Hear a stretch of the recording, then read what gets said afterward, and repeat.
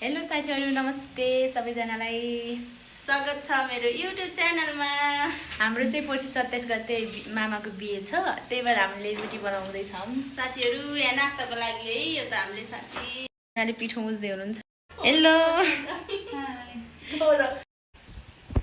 कस्तो फिल भइरहेछ पिठो मुस्दाखेरि? म जति खुसीको होला र भन्न। मेरो पालो आयो भन्न, मेरो पालो अब दाइको बिहेपछि मेरो पालो आयो भने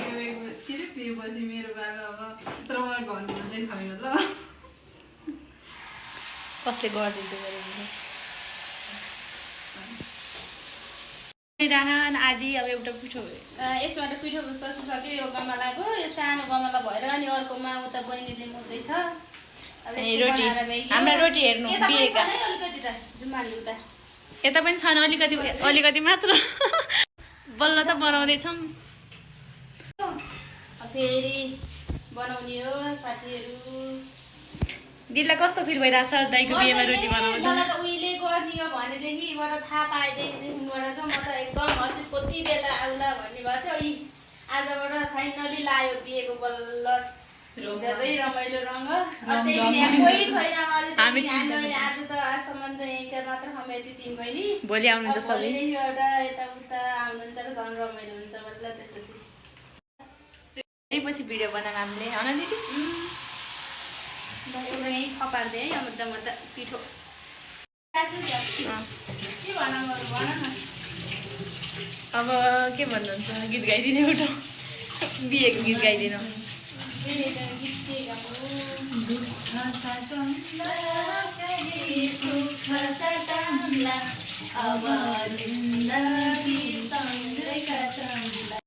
मैले चाहिँ भिडियो हेर्नुहुन्छ होला, यहाँ आएपछि हेरेर लाउनुपर्छ हैन? हामी जस्तो हामी यति धेरै छौँ, तपाईँलाई त टेन्सन मान्नु पर्ने कुरै छैन हैन माइजूलाई र हामी यस्तो साथी जस्तो यस्तो भाग्य भने त हामी जस्तो नन्द पाउनु बानी पाउनु हामी दाइ रोटी बनायो रोटी खाँदैछु है मैले अहिले। हामीले चाहिँ अघि नै खायौँ, दिदीले बनाउँदै हुनुहुन्थ्यो, त्यही भएर बल्ल खानुभएको भ्याइयो एक गमला चाहिँ। अब एक प्लेट उता पिठो मुद्दै थिइन् नानी थिए। रिसाउले मलाई भिडियोमा लिएर नान्दै त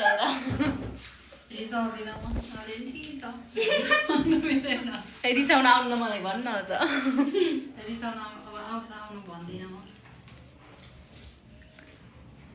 दिदी कस्ता भन्छन् रोटी? मिठा बहान एकदम मैले बनाएको होला नि भन्नु न। मिठा देखेको थिएँ नि, खाना पनि त्यस्तै नरम मिठा रहेछ नि। मैले बनाएको होला नि भन्नु न। बनाएको भएर नि होला एकदम।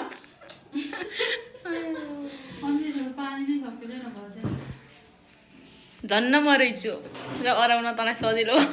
कति मिठो हाम्रो मामा नि आइसक्नु भयो यहाँको अफिसबाट।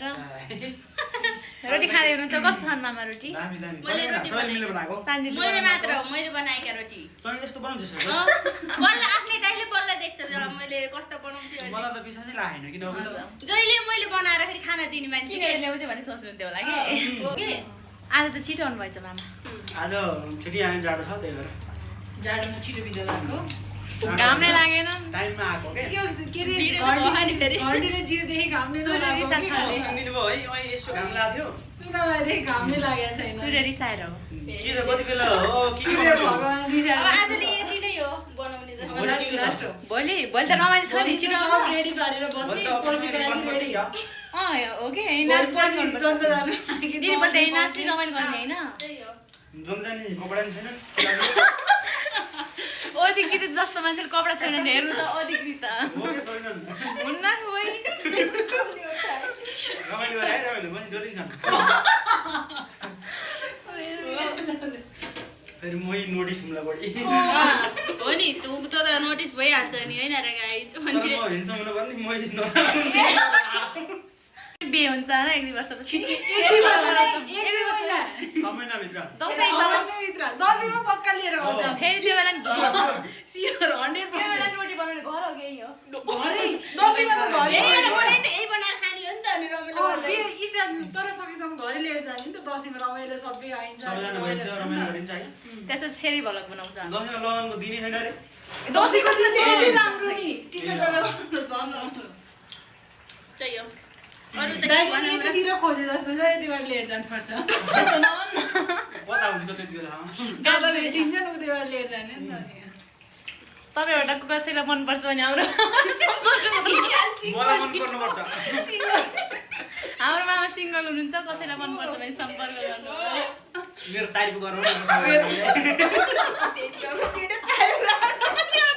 मैले सबै राखिदिनु पनि नगाइदिएको हामी माइजूको खोजीमा छौँ त्यही भएर कसैलाई हाम्रो मामा मनपर्छ भने कमेन्ट गर्नु होला होइन हामी मिलाइदिन्छौँ नम्बरसम्म राख्नु भन्नुपर्ने ए मलाई मेसेज गर्नु होला तपाईँहरूलाई इच्छुक व्यक्तिले भाउजू हुन इच्छुक भएको मान्छेले तपाईँलाई रानी जस्तो बनाएर राख्नु भाउजूको के अरे बुहारीको महसुस हुनेवाला छैन छोरी नै हाम्रो मामालाई पाउनु त भाग्यमानी हो न मैदा के कारणले भाग्यमानी तपाईँ कस्तो ठिक हुनुहुन्छ नि खुसी भयो छिटाएर खाइदिए भयो होइन साँच्चै भनेको तारिफ गरेको होइन आफ्नो मामा भएर साँच्चै राम्रो हुनुहुन्छ जियो ती रियल बोलेको है अहिलेको जमानामा यतिको मान्छे बनाउनु त गाह्रो छ नि त्यही भएर सम्पर्क गर्नु त्यही भएर सम्पर्क गर्नु है साथीहरू मामालाई पाउने भाग्यमानी भन कमेन्ट नभन्थे हामीले आफै भने होइन रञ्जन यत्रो भान्जीले तारिफ गरिदिरहेको छु गुलबेली यसै सोझा हुन्छन् भन्छन् होइन झन् हाम्रो मामा त एकदम इमानदार हुन्छ अहिलेसम्म कसैसँग लभ पनि पार्नु भएन त्यसरी हामी त मात्र यतिको हाँस्ने पर्ने अरू त ठिक्क नम्र भएर हो फेरि म सोधेछु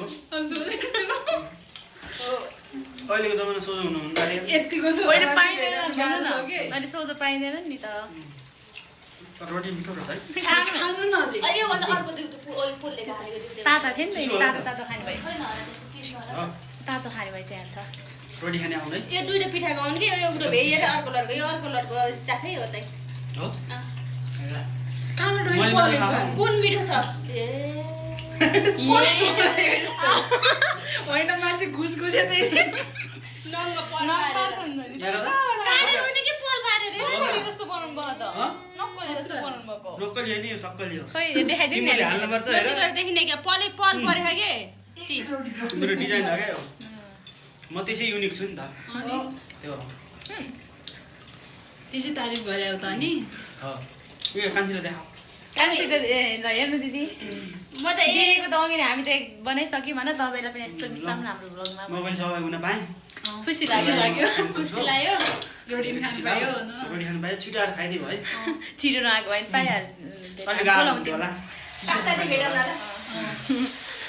ल थ्याङ्क यू वेलकम कसले भन्छ वेलकम उताबाट कमेन्टमा ल अब तिमीहरूले हाल्यो भने होइन यति नै बाई ल तिमीहरूले हाल है आजको भिडियो यति नै साथीहरू आजलाई बाई बाई